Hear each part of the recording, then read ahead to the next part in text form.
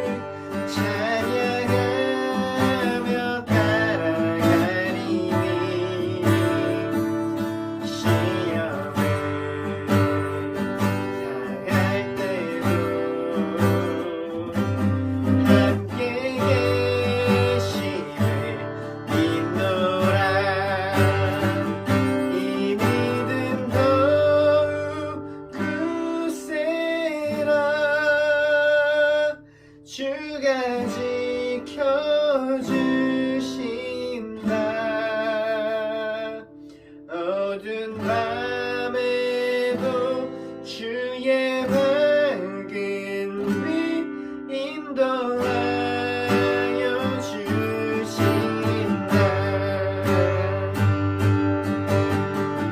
주님이 택하신 일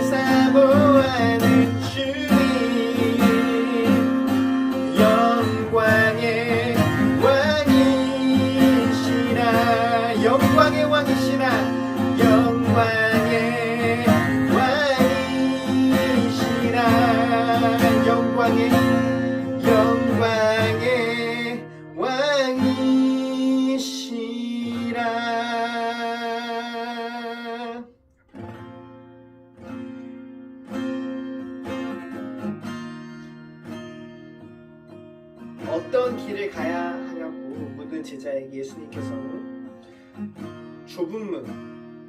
좁은 길을 가라고 말씀하셨습니다. 우리가 삶을 살아가는 가운데 예수 그리스도께서 가셨던 길, 좁은 길, 또 섬김의 길, 또 희생의 길, 자기 부인의 길, 우리가 그 예수 그리스도를 따라 살기를 소망합니다. 이 시간 우리 예배를 위해서 함께 같이 또 기도하실 때 이 예배 가운데 주님 먼저 역사해 주시고 정말 주님 기뻐 받으시는 예배로 드려줄 수 있도록 우리 예배를 위해서 함께 기도하시고 또 우리 이 삶이 주님 앞에 정말 산 제사로 드려지는 그런 삶 되게 우리 함께 이 시간 같이 기도드리겠습니다. 하나님 아버지 감사합니다. 주님 우리를 불러주시고 제자로 인도해 주시네 감사드립니다. 정말 보잘것없고 정말 약한 우리들인데 주님께서 그런 우리를 쓸모없다 하지 않으시고 그런 우리와 함께 가기를 원하시니 그것이 저에겐 참 기쁨이 됩니다. 주님 우리가 그 길을 걸어갈 때 그 삶을 살아갈 때 주님 예수님 한 분 주님 그 예수님 가셨던 길 따라가게 해주세요. 예수님 같은 그 길 따라서 살게 해주시고 섬김의 길 그 나찬 길 따라서 우리가 될 수 있도록 우리 마음과 생각들을 붙들어 주시옵시고 이 예배 가운데 주님 함께 해주세요. 특별히 말씀하시는 목사님 가운데 주님 능력을 더해 주시옵소서.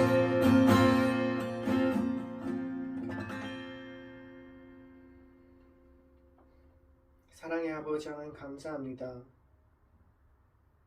오늘도 넘어지고 쓰러지고 또 실패하는 우리를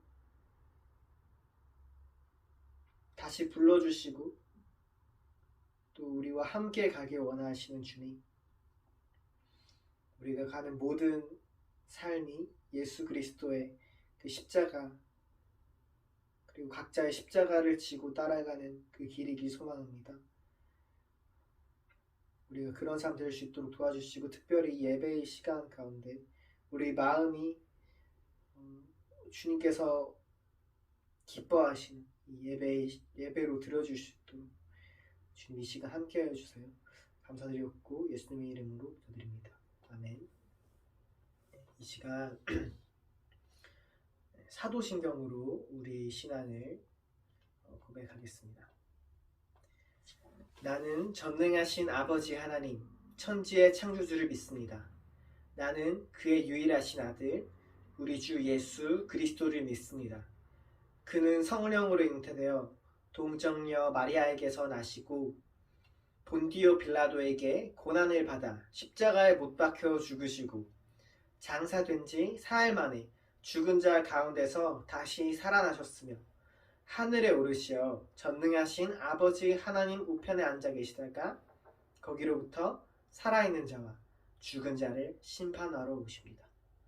나는 성령을 믿으며 거룩한 공교회와 성도의 교제와 죄를 용서받는 것과 몸의 부활과 영생을 믿습니다. 아멘. 기도드리겠습니다. 주님의 이름을 부르는 사람은 누구든지 구원을 얻을 것입니다. 로마서 10장 13절 말씀. 우리의 주인 되시는 하나님, 예배의 자리에 나올 수 있게 해주셔서 감사합니다. 아무 소망 없던 이 한국 땅에 선교사님들을 보내주셔서 그들의 섬김과 희생으로 이 땅에 복음을 심어주셔서 감사합니다. 그 복음이 저희에게 흘러와 예수 그리스도를 믿음으로 나 같은 죄인을 살려주심에 감사드립니다. 주님, 세상에서 가장 값진 이 복음을 일상에서 너무나 가볍게 생각하고 죄를 대적하지 못하는 모습을 보게 됩니다. 주님 용서하여 주세요. 주님께로 돌아갑니다. 예수 그리스도의 이름으로 하나님께서 기뻐하시지 않는 모든 욕망과 죄를 믿음으로 대적하게 해주시고 이 은혜의 복음을 저 혼자 소유하고 있는 것이 아니라 흘려보낼 수 있도록 인도해 주세요. 주님, 말씀 앞에 겸손히 무릎 꿇습니다. 말씀을 전하시는 백정성 목사님께 성령의 기름 부으셔서 은혜의 복음을 담대히 선포하게 해주시고 그 말씀을 받은 저희들이 삶 속에서 귀한 열매를 맺을 수 있도록 인도해 주세요. 나의 모든 헛된 우상들 내려놓고 주님만 택하고 주님만 섬기겠습니다. 우리 주 예수 그리스도의 이름으로 기도드립니다. 아멘. 나를 위해 사신 예수 그리스도 다시 오신 그 사랑 죽음도 생명도 천사도 하늘에 어떤 것도 이길 수 없는 그 사랑 예수 그 사랑 날 위해 죽으신 나를 위해 하신 예수 그리스도 다시 오신 그 사랑 죽음도 생명도 천사도 하늘에 이길 수 없는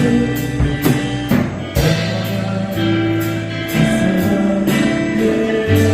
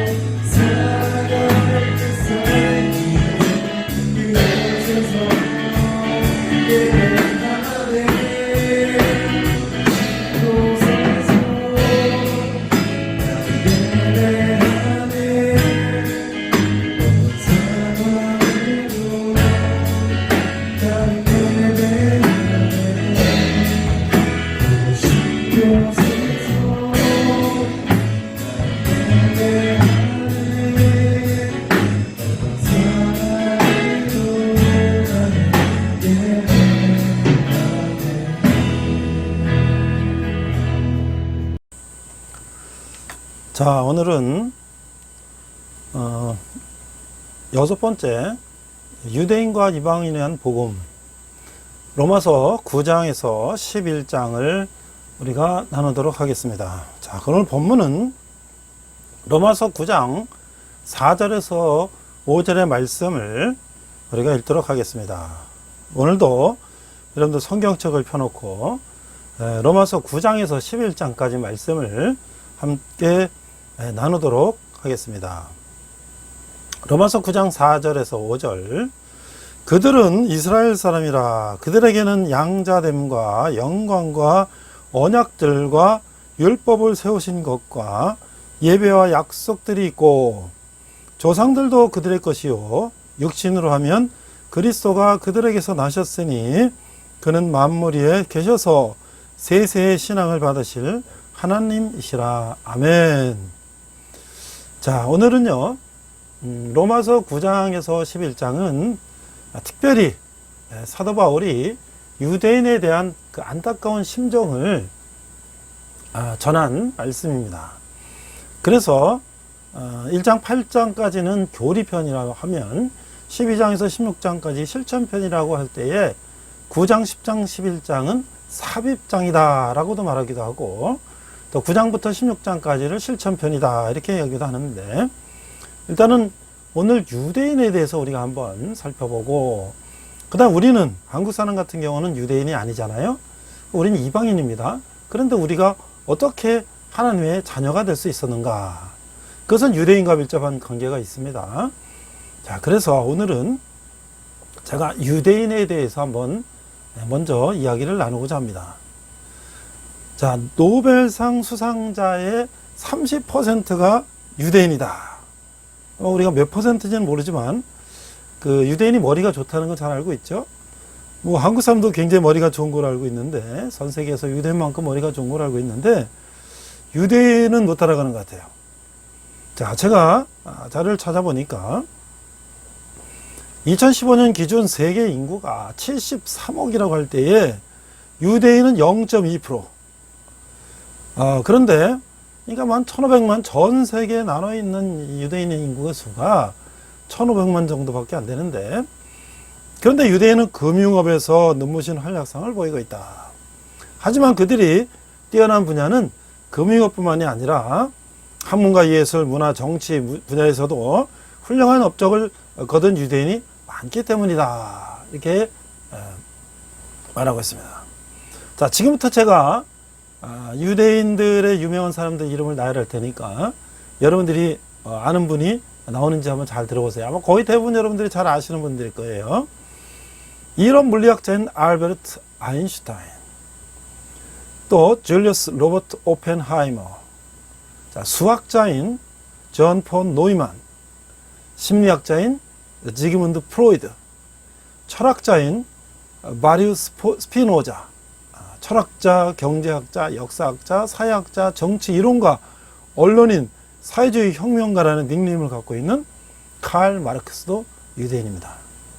화가 마르크 샤갈, 소설가 프란츠 카프카, 시인 하이니 하이네, 이스라엘 건국의 아버지 데오도르 헤르츠, 피아니스트이자 지휘자인 블라디미르 아슈케나지, 음악가 구스타프 말러, 또 펠릭스 멘델스존, 피아니스트이자 작곡가 조지 거슈인, 지휘자 레너드 번슈타인, 철의 여인으로 불리는 이스라엘 여성 골다 메이어 총리, 영화감독 스탠리 큐브릭 등이 유대인이라는 거예요. 자, 이들은 국적은 다 뭐 유럽, 미국 여러 나라 국적을 갖고 있지만 이들의 민족성은 유대인이라는 거죠. 뭐 이외에도 우리가 많은 유명한 유대인들이 있습니다.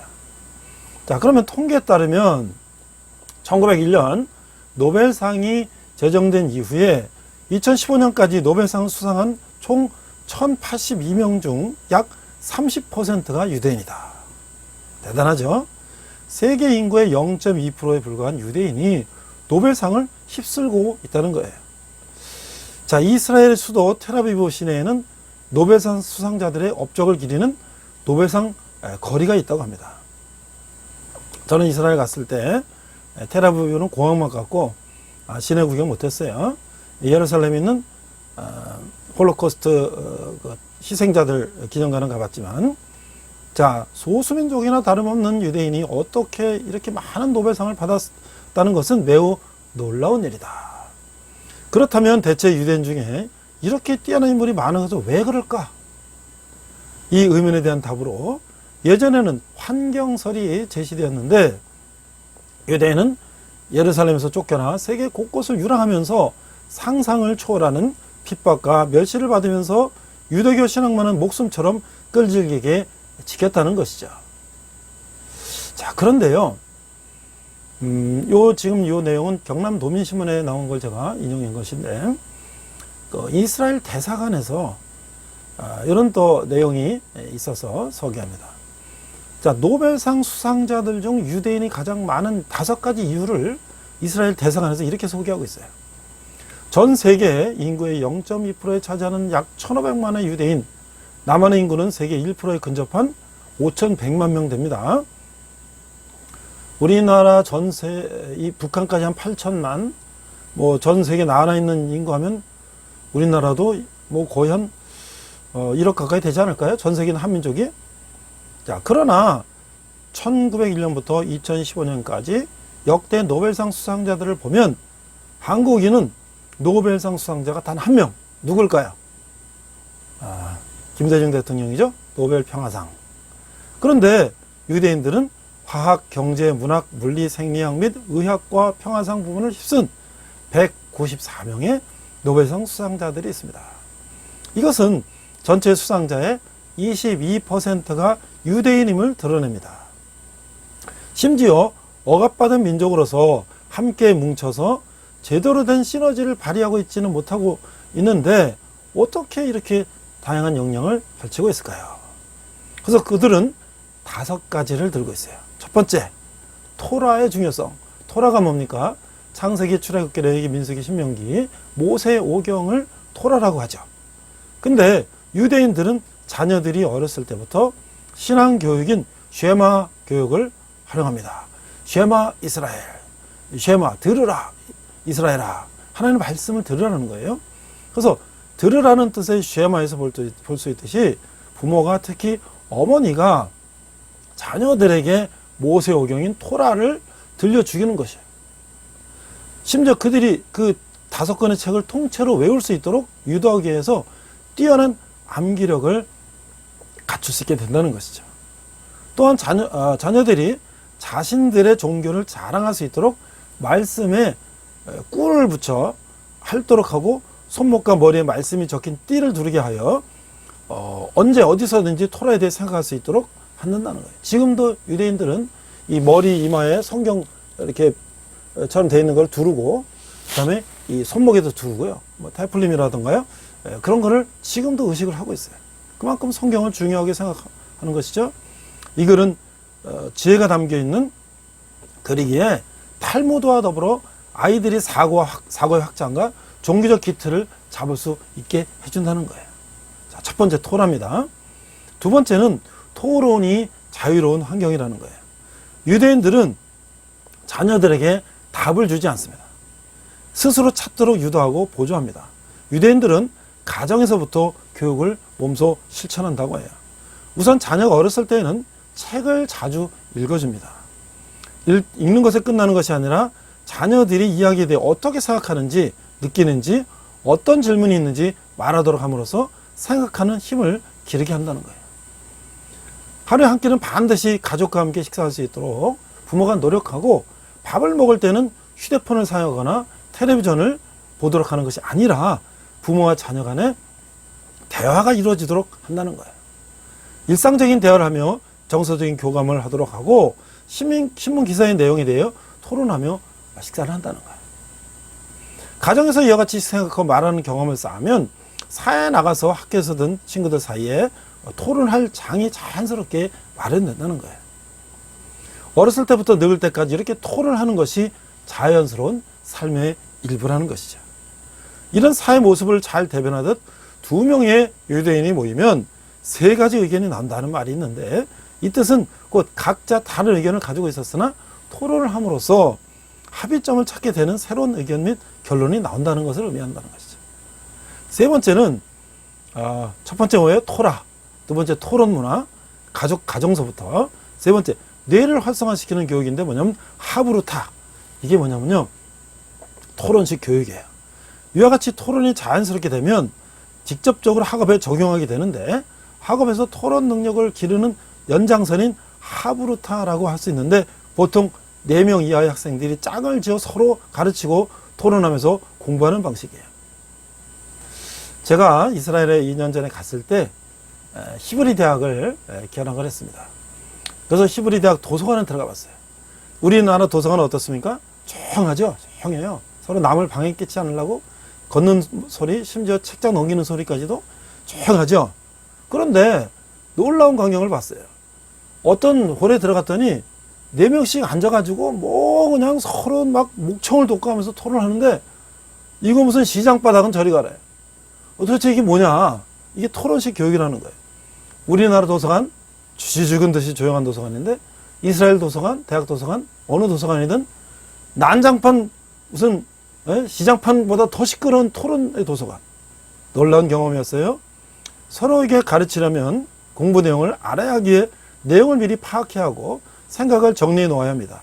토론을 하려면 자기 분량을 철저히 알아야 하기에 자연스럽게 자기주도 학습을 할 수 있는 것입니다.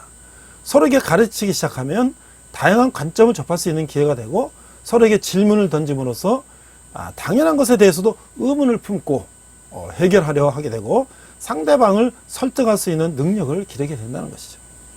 이렇게 능동적으로 가르치는 것이 학습 내용을 기억하는 데 가장 효율적이라는 사실은 과학적으로도 증명된 바 있으며, 이런 교육이 쌓여서 단기적인 암기가 아닌 거의 평생 갈 수 있는 지식의 자양분을 쌓는다는 거예요. 우리도 여러 가지 토론이나 팀 학습을 많이 하는데 더 토론식 학습을 늘려야 될 것 같아요. 초중고등학교, 대학까지는 거의 선생님이나 교수님이 강의를 받아 적고 듣는 식을 하잖아요. 그래서 강의를 듣는다 그러죠. 수강한다. 그러나 대학원 가면 어떻습니까? 공부해서 토론하잖아요. 그런 학습들이 어느 나라도 초중고등학교 더 많이 이루어져야 될 것 같아요. 지금 뭐 우리 선생님들이 열심히 노력해서 더 많이 하고 있는데, 이스라엘 보면 정말 대단합니다. 그 다음에 지식을 사랑하는 마음. 아이들은 이미 가정에서 토론을 통해 질문하고 표현하고 탐구하는 능력을 형성하면서 자연스럽게 지식이 몸과 머리에 쌓이게 되고, 그것이 곧 일상이 된다는 거예요. 그래서 지식이 이미 자신 일부이기에 지식을 배우는 것이 익숙해지게 된다는 것이죠.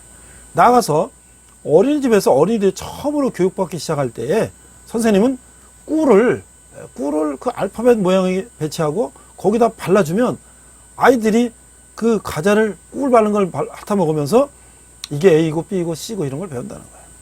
참 이게 얼마나 지혜롭습니까? 그죠? 그래서 이런 지식을 살아가는 전통과 마음이 수많은 유대인들이 성장해서도 책을 가까이 하고 아이비리그와 같은 명문대에 진학하도록 하는 원동력이 되는 것이다.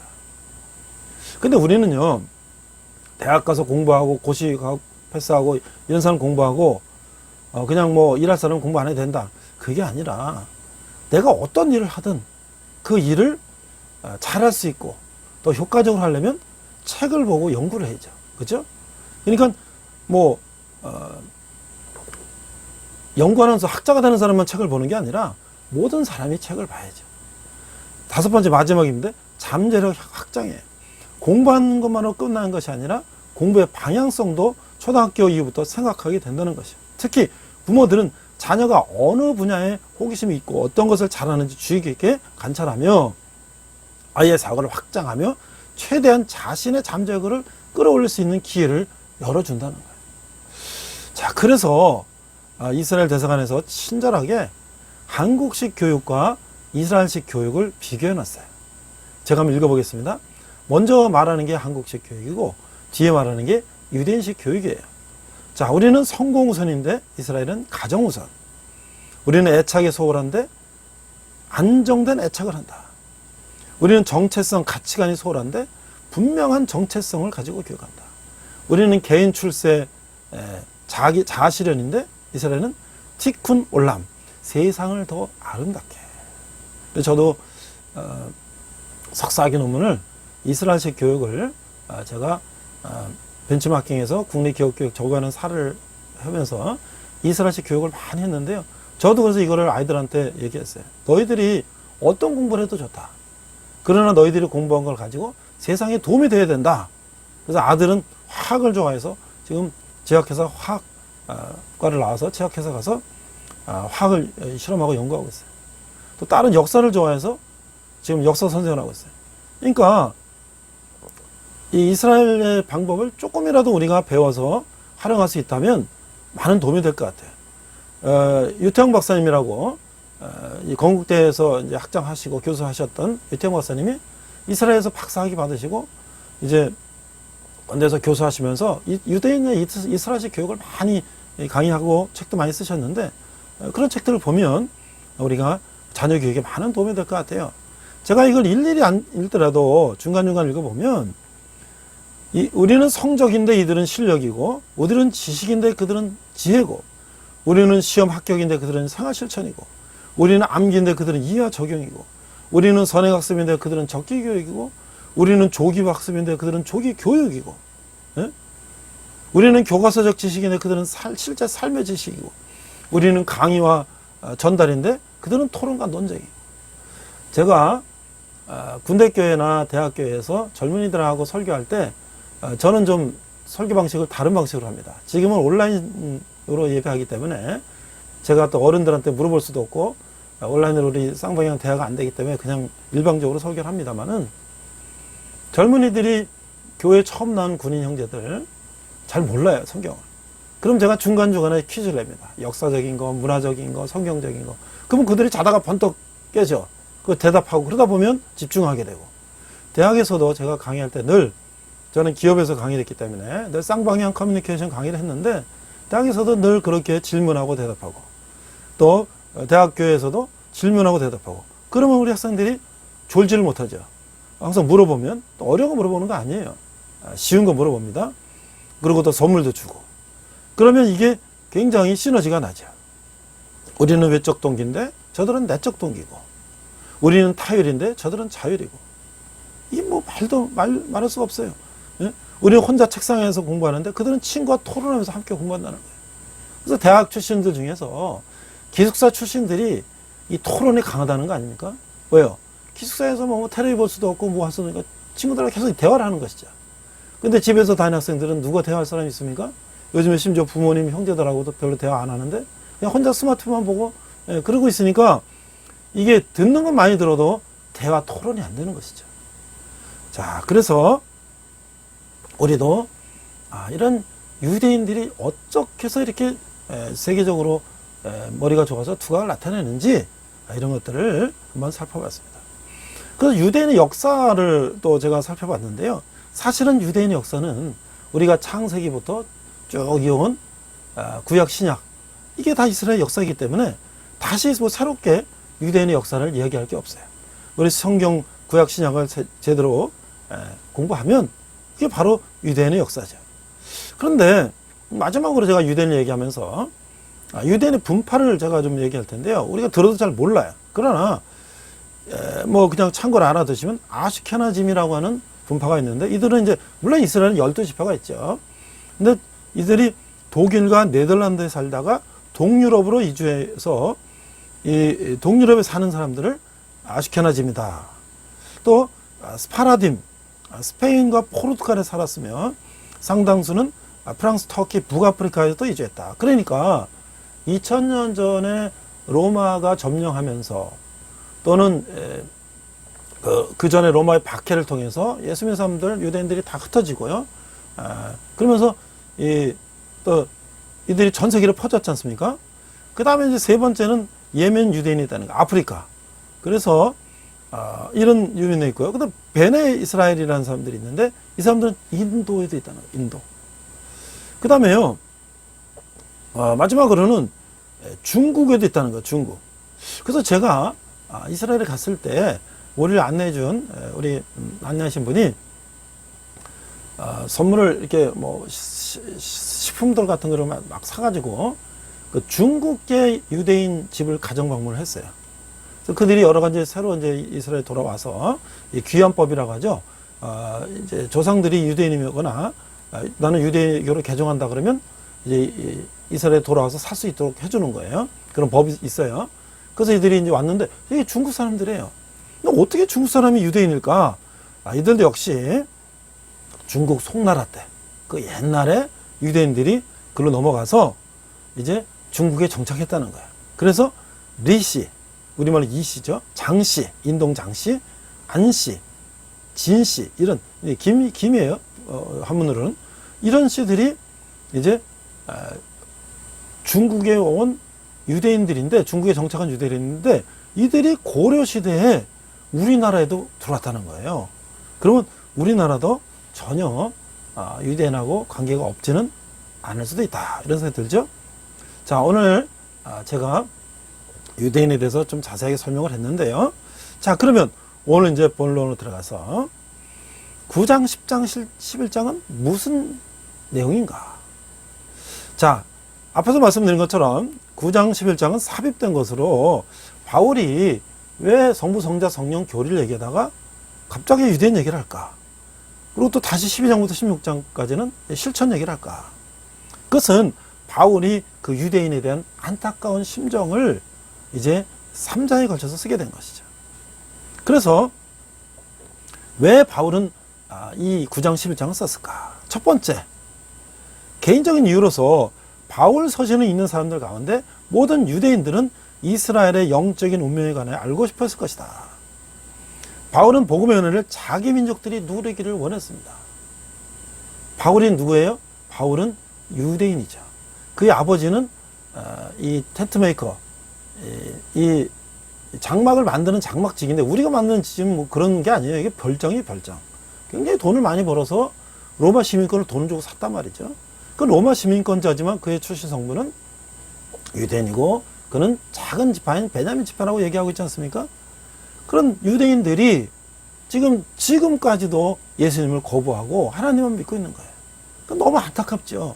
그래서 자기 민족들에 대해서 하나님의 복을 누리기를 이제 원하는데 이들이 말을 전혀 안 듣고 있으니까 안타까운 마음을 적었다. 두 번째는 교리적인 이유인데, 이스라엘에 대한 하나님의 약속과 이스라엘의 영적인 운명에 대한 의문을 낳게 하는데, 이스라엘 백성이 복음을 거부했다고 하나님도 이스라엘을 거부해야 한다는 말인가? 그러면 하나님의 약속은 어떻게 되는가?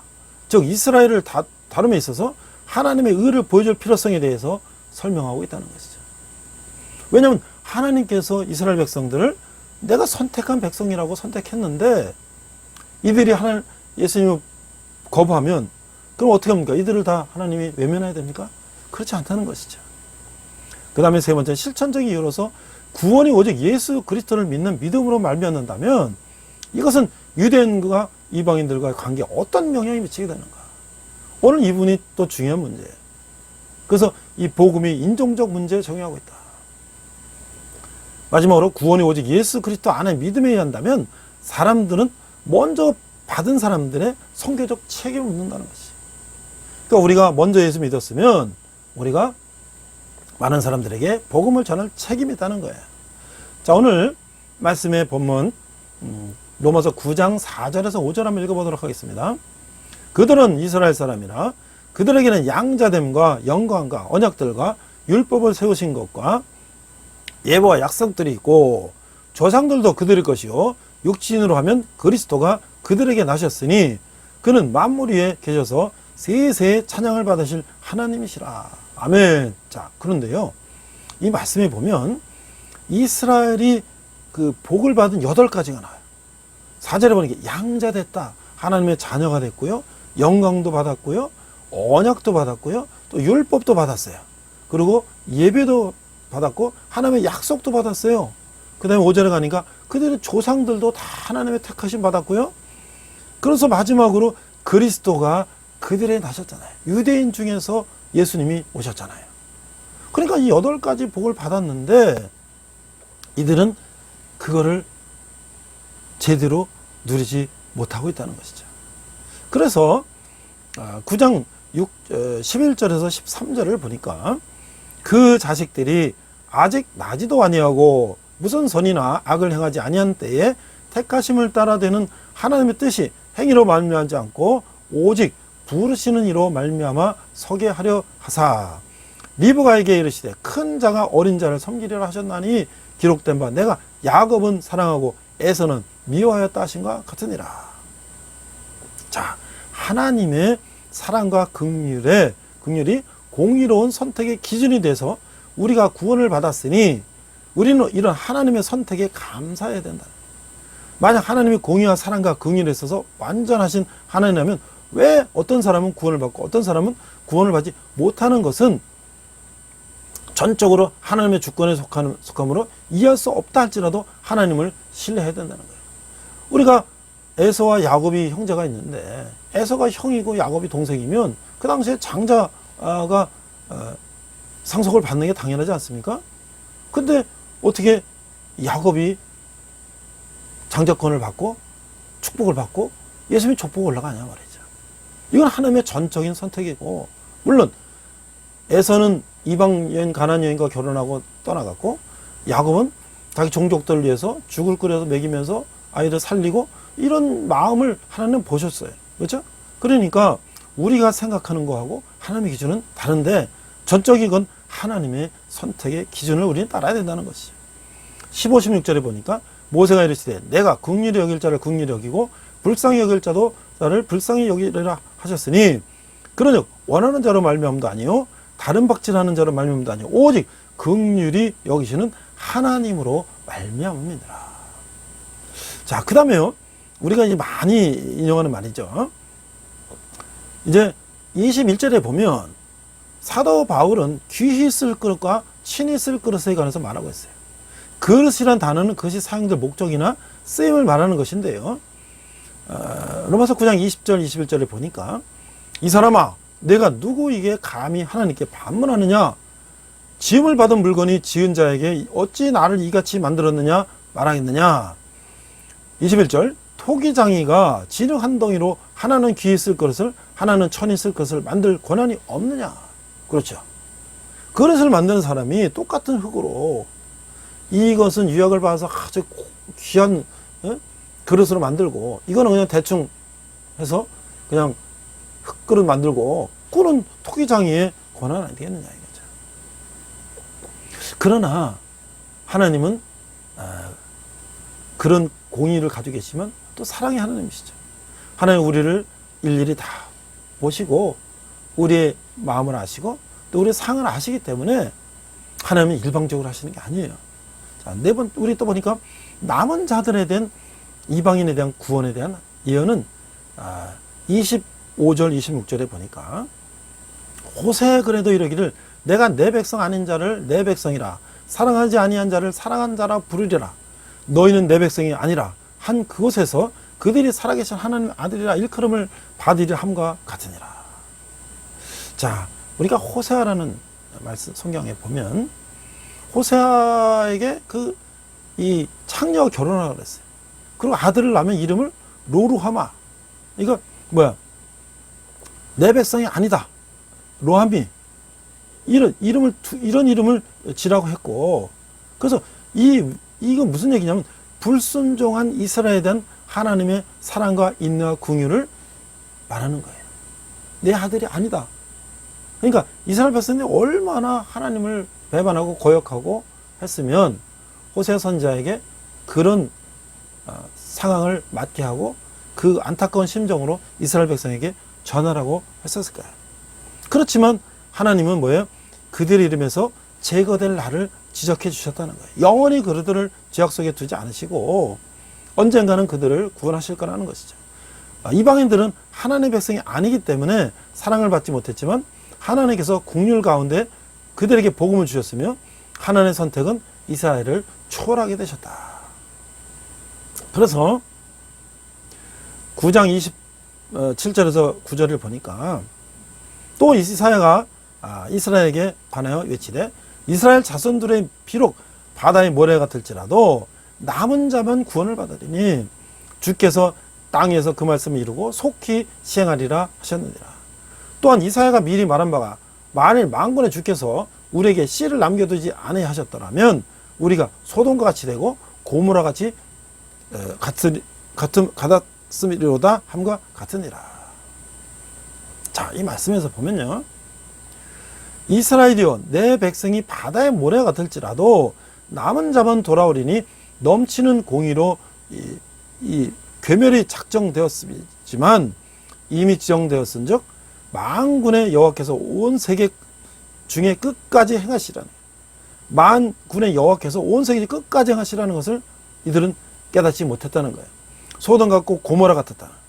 죄 지은 이스라엘은 소돔과 고모라처럼 완전히 소돔 같고 그래 죄를 지었는데 남은 자들의 구원이 하나님의 국률하심의 그 증거이며 이스라엘과 맺은 하나님의 언약에 대한 하나님의 진실하심의 증거라는 거예요.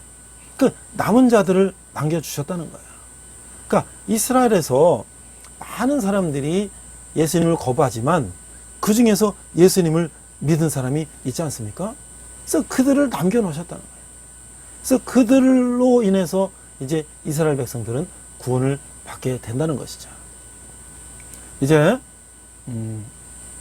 이단들이요, 우리만 남은 자다. 뭐 신천지 같은 이단들, 그런 이단들은 자기네들이 남은 자다. 근데 성경에서 신천지가 남은 자란 말이 어디 있습니까? 하나님은 남은 자는 이스라엘 중에서 남은 자들을 통해서 그들을 구원하시고 그 다음에 이스라엘을 통해서 전 세계 이방인들까지 구원하신다는 계획을 말씀하고 있는 것이죠.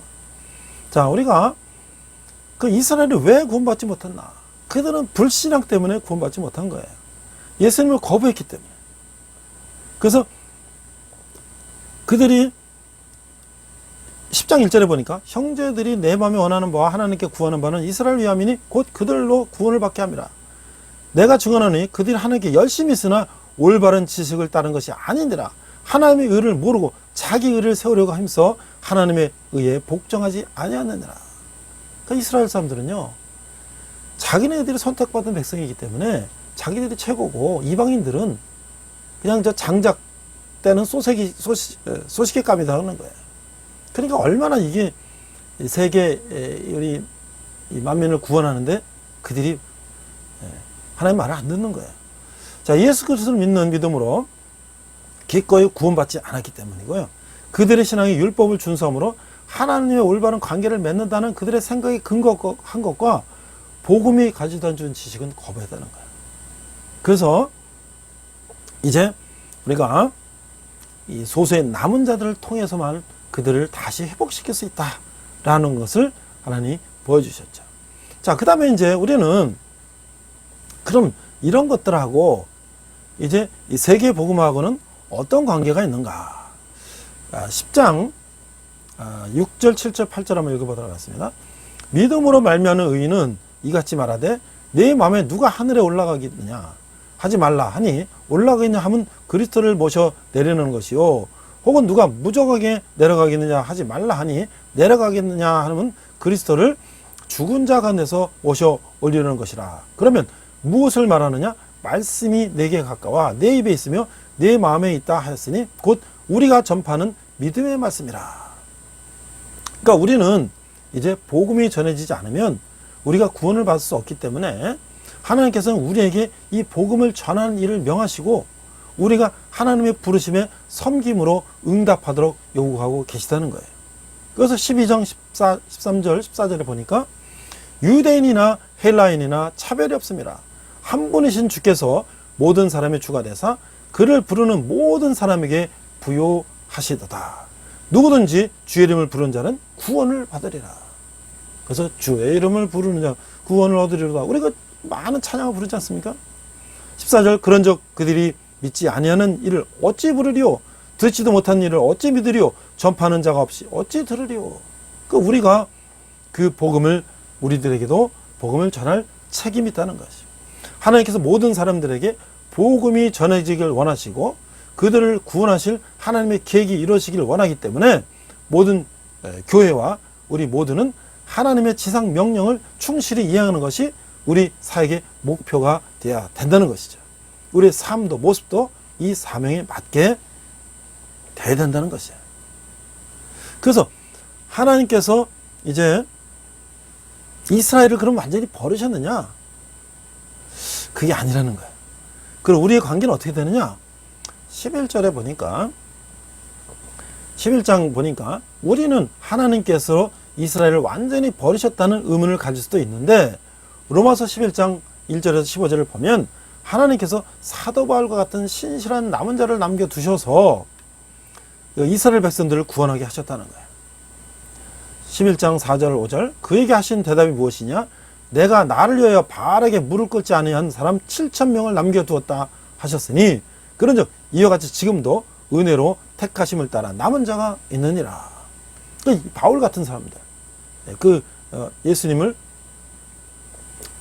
받아들인 사람들, 이스라엘 메시아를 실제적으로 거부하는 것을 이용하여 하나님을 이방인의 복음을 받아들이고 이용하여 하나님 이방인의 복음을 통해서 이제 그 이방인의 회심을 이용해서 유대인들이 아니 저는 이방인들이 불소식에 까면 이방인들이 하나님의 사랑을 받는단 말이야. 그래서 그들도 다시 예수님께 돌아오도록 하신다는 것이죠.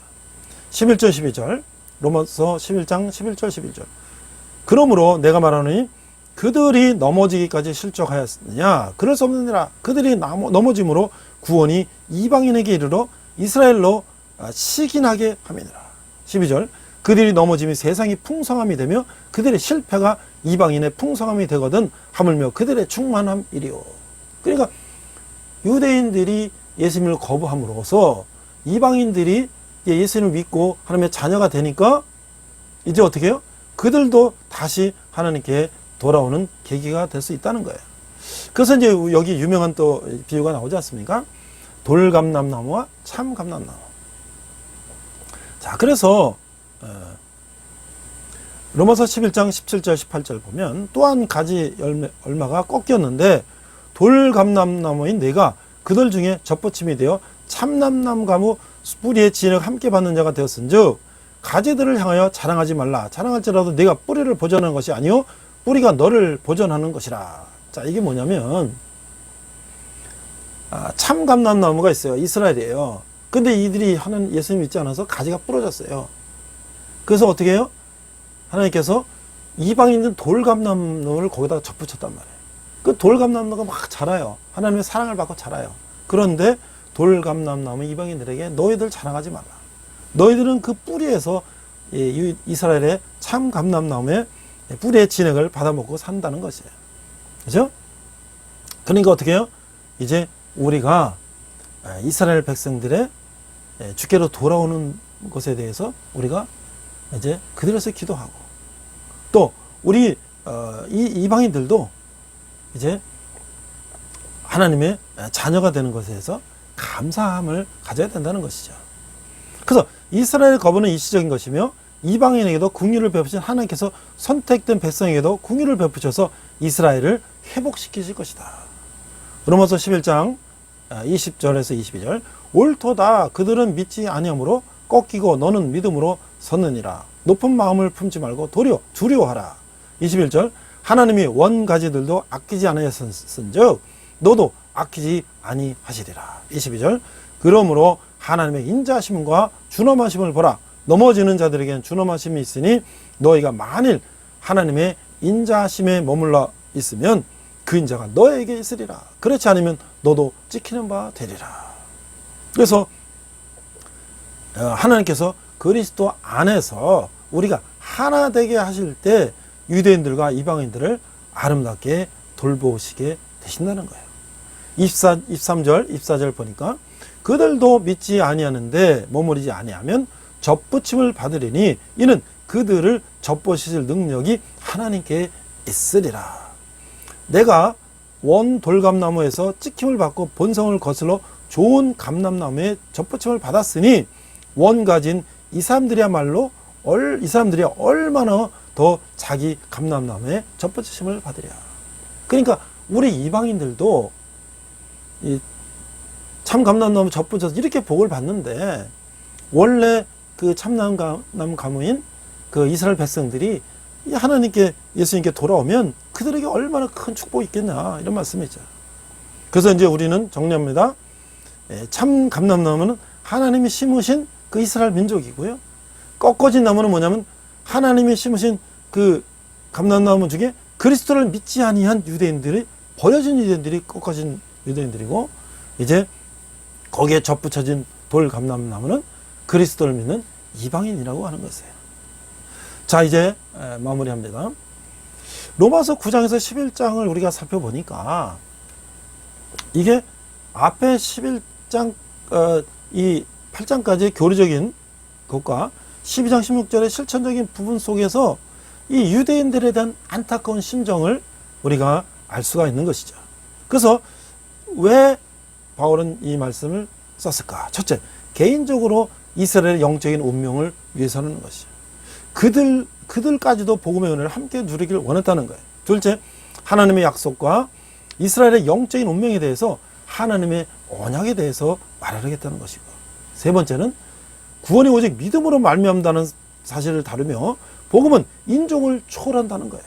그래서 우리도 이방인이지만 하나님의 자녀가 되고, 우리도 육신적으로는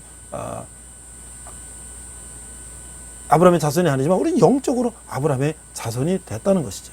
넷째, 복음과 하나님의 궁극적인 계획이 무엇인지를 아는 바울은 복음을 받는 사람이 전해야 한다는 책임을 알리려 하고 있습니다. 그래서 많은 사람들이 또 이스라엘 복음을 위해서 노력하고 있죠. 자, 로마서 마지막 결론 부분 32절 36절 봅니다. 하나님이 모든 사람을 순종하지 아니하는 가운데 거두어두심은 모든 사람에게 긍휼을 베풀려 하심이로다. 33절 깊도다 하나님의 지혜와 지식의 풍성함이요 그의 판단은 헤아리지 못할 것이며 그의 길은 찾지 못할 것이로다. 34절 누가 주의 마음을 알았느냐 누가 그의 모사가 되었느냐. 35절 누가 주께 먼저 들이서 갚으심을 받겠느냐.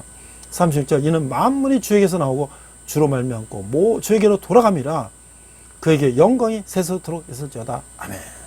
그러니까 33절에서 36절은 바울은 지금까지 논했던 구원에 대한 위대한 계획에 대해서 압도당하고 있는 거예요. 그는 우리에게 복음이 전 세계에 선포되는 것과 그리스도를 믿는 믿음 안에서 유대인과 이방인이 함께 구원받는 하나님의 계획을 보여주고 있다는 것이죠. 우리는 하나님께서 이스라엘의 불신앙마저도 이방인의 구원을 위한 기회로 삼으셨다는 것을 알게 되었습니다. 그리고 이제는 이스라엘의 회복과 그리스도의 영원한 나라에 대한 찬양으로 이 마무리 지고 있다는 것이죠. 이게 전혀 이상한 것이 아닌 것이에요. 우리도 바울과 함께 깊도다 하나님의 지혜와 지식의 풍성함이요 영광이 세세에 있을지어다. 아멘 하고 우리 기도해야 되겠습니다. 자, 우리 함께 기도하겠습니다. 하나님 아버지 은혜를 감사합니다. 사도 바울이 왜 유대인에 대한 안타까운 심정을 이렇게 기록했는지 또 살펴보았습니다. 또 하나님 예수님을 거부한 유대인으로 말미암아 또 많은 이방인들이 또 하나님의 자녀가 된 것을 또 알았습니다. 또 그런 이방인은 우리도 예수님을 전할 수 있는 그런 또 선교의 책임이 있다는 것도 알게 됐습니다. 그러나 궁극적으로 하나님의 선택받은 백성, 이스라엘 백성과 또 많은 세계 많은 열방의 백성들이 함께 하나님의 자녀가 되는 그날까지 우리가 함께 수고하고 노력하게 하여 주시옵소서. 감사드리며 예수님 이름으로 기도했습니다. 아멘. 자, 제가 광고를 몇 가지 하고 헌금 기도하고 축도로 마치겠습니다. 글로벌 6K for Water 제가 동영상으로도 보여드렸고 또 이제 카톡으로도 보여드렸는데요. 지금 세 가정, 저희 가정 포함해서 세 가정이 지금 신청을 했습니다. 이게 5월 2일 날 마감이라고 해요. 그래서 여러분들 관심 있는 분들은 교회적으로 하셔도 되고 또 개인적으로 하실 분은 또 저한테 연락하셔도 됩니다. 그 다음에 이제 제가 헌금 계좌를 이 예배 댓글창에다 올려놨습니다. 다음 주부터는 제가 설교 후에 헌금 시간을 마련하고 또 계좌를 또 올리도록 하겠습니다. 자, 마지막으로 교회 가기 어려운 친구들 또 가족들, 이웃들에게 이 설교나 예배 유튜브를 또 공유해 주시면 좋을 것 같아요. 지금 여러 가지 사정으로 교회 못 가고 또 복음을 전해야 되겠다는 분들에게 그냥 유튜브로 공유하면 카톡이나 이런 걸 통해서 유튜브를 공유하면 그분들이 어떤 시간에든 그들이 이제 말씀을 듣고 그들이 하나님 앞으로 올 수 있을 것 같습니다. 그 다음에 여러분들도 구독을 누르시고 좋아요를 누르시면 제가 계속 일주일에 몇 편씩 계속 말씀과 여러 가지를 업데이트하고 있는데 여러분들이 계속 받아볼 수가 있어요. 그래서 하시면 좋을 것 같습니다. 그럼 함께 헌금 기도하고 축도로 예배를 마치도록 하겠습니다. 오늘도 우리가 말씀 나눈 것을 결단하는 그런 시간을 또 찬양과 함께 갖도록 하겠습니다. 하나님 아버지 감사합니다. 저희가 작은 예물을 주님께 드렸습니다. 예물이 쓰이는 곳마다 주님 영광이 나타나게 하여 주시옵소서. 지금은 우리 주 예수 그리스도의 은혜와 하나님의 극진하신 사랑과 성령님의 가망 가운데 역사하심이 이스라엘 백성을 통해서 우리가 복음을 받고 하나님의 자녀가 된 우리 모든 우리 백성들 위해, 그러나 우리가 또 이스라엘 백성들을 안타까이 여기고 그들을 위해서 기도하며 또 세계 선교에 이바지하기를 다짐하는 모든 성도들 위해, 열방의 백성들과 선교사님들 위해, 특별히 북한에서 고통받는 북한 동포들 위해 지금부터 영원토록 함께 하시기를 간절히 축원하옵나이다. 아멘. 우리 이 시간 선한 능력으로 함께 찬양하시면서 결단의 시간 갖겠습니다.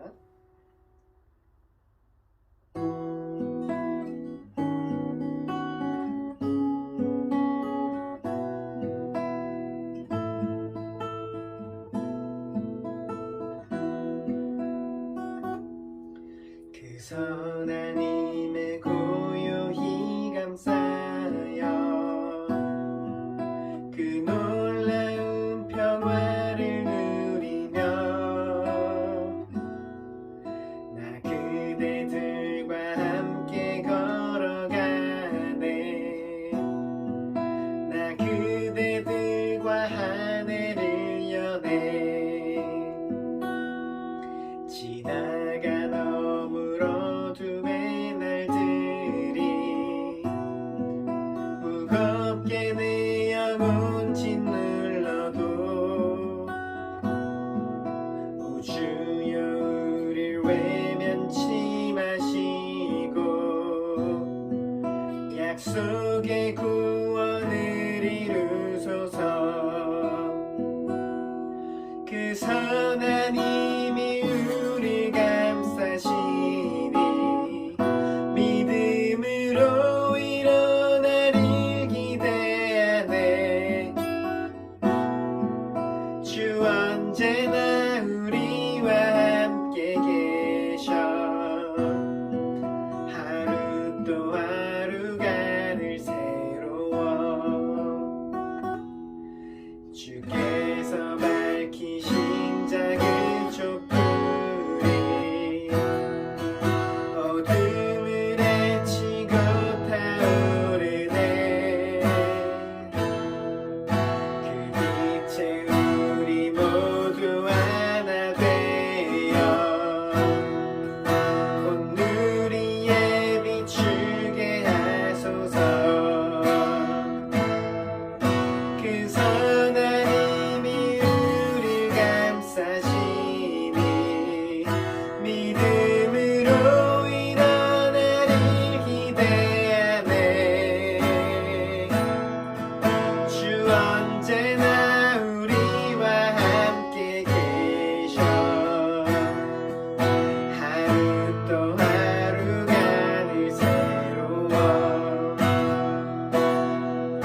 이 고요함이 깊이 번져갈 때 저 가슴 벅찬 노래 들리네. 다시 하나가 되게 이끄소서. 당신의 빛이 빛나는 이 밤 그 선한 힘이 우릴 감싸시니 믿음으로 일어나릴 기대하네. 주 언제나 우리와 함께 계셔. 하루 또 하루가 늘 새로워. 그 선한 힘이 우릴 감싸시니 그 선한 힘이 우릴 감싸시니 믿음으로 일어나릴 기대하네. 주 언제나 우리와 함께 계셔. 하루 또 하루가 늘 새로워. 아멘. 주님과 함께하는 복된 한 주 되시길 축복합니다.